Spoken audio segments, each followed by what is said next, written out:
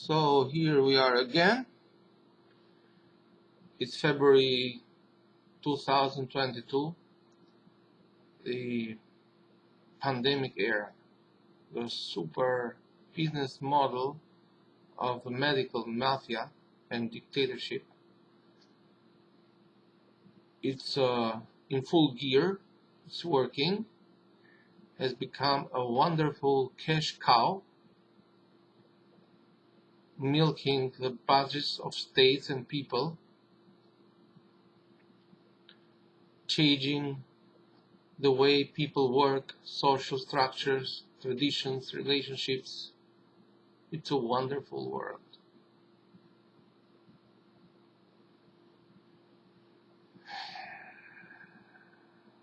Okay, today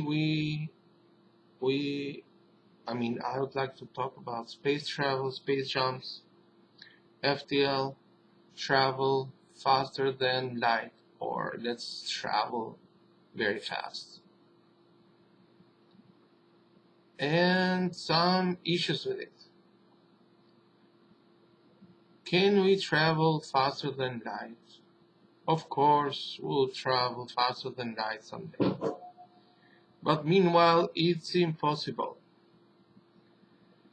In our 3D, 4D world, which we may call it space, and universe, which is our universe, because there are many layers which we are not even aware. We cannot biologically travel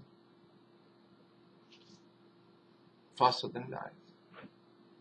Even if we could, and let's say we have immense energy source behind us, and we travel, or we have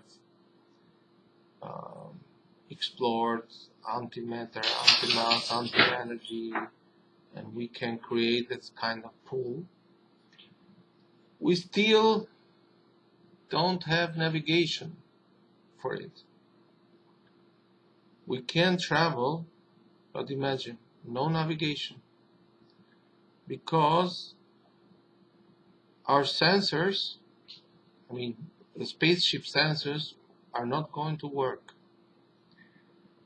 as their perception speed is much lower than the speed of the spaceship.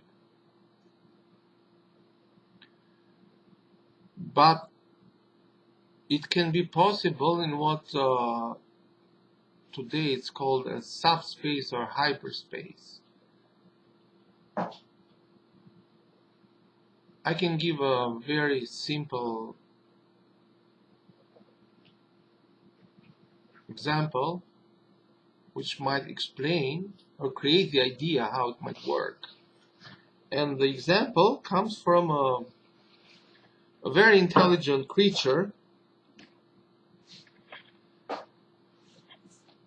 and don't be surprised, it's a fish. So let's take the salmon. We have I'm not very good at drawing. I'm trying.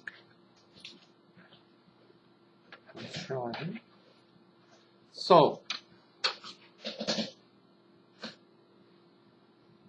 we have the salmon here, and he is trying in his space, which is actually is water, because for the fish, his world, his space is water. It's three-dimensional, just like ours, or four-dimensional. It has time, but it has more resistance. But they perceive it as their own space. Now, somehow, some species can jump over water. Only some. And one of them is salmon. So what happens with the salmon? When you want to go to a higher level of river, what he is trying to do here,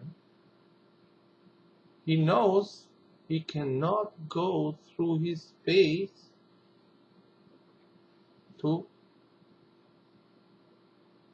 over the river. It's impossible for him. So what he does, he abandons his space and goes to hyperspace, which is air. He jumps. Shortcut. Now, for him is also the problem of navigation, as you may have noticed,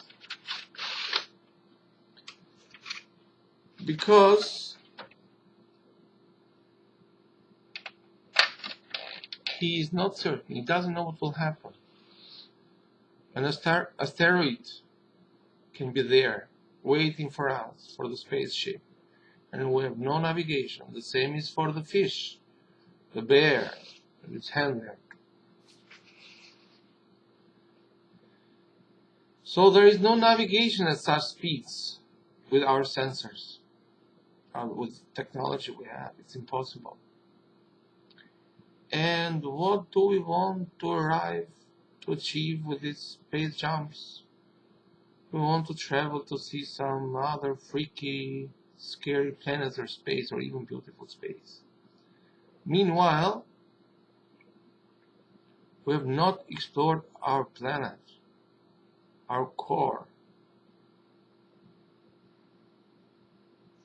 our oceans. We are still using combustion technology, poisoning the air. We are still using plastic packages.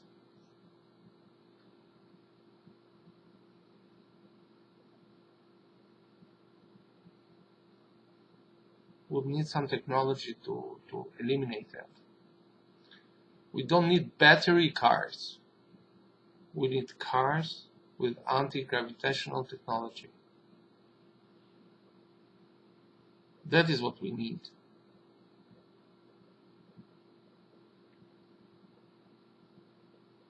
But okay, let's space jump. Let's invest all our money and energy for some funny space jumps and space travel. While people are dying here on Earth, on that beautiful planet, from hunger.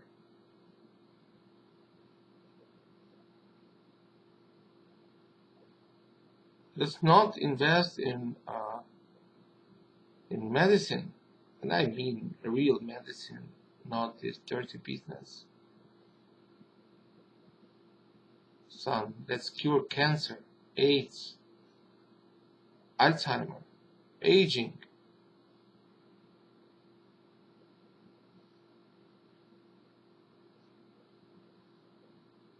That will be very interesting for humankind. And I hope some brave souls will break through that negativity which have surrounded Earth. I mean scientists. And they'll be brave enough to give free the technology. Let's pray to God. The changes will come from the brave souls and from the enlightened souls. It will not come from the reformers. It will not come from the politicians.